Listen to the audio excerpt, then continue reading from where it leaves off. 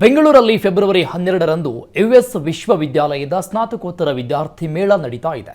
US department of commerce, international trade administration, ಭಾರತದಲ್ಲಿನ US commercial service ಮತ್ತು US consulate general Chennai ಇದನ್ನು ಆಯೋಜನೆ ಮಾಡಿದೆ.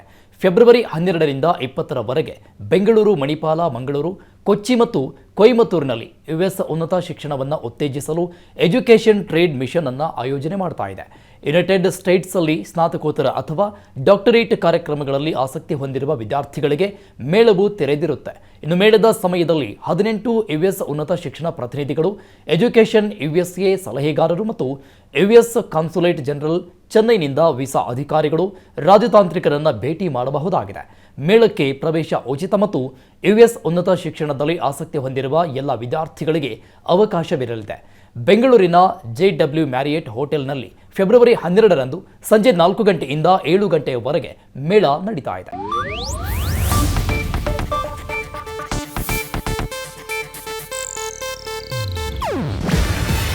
ಇದು ಏಷ್ಯಾನೆಟ್ ನ್ಯೂಸ್ ನೆಟ್ವರ್ಕ್ ಪ್ರಸ್ತುತಿ.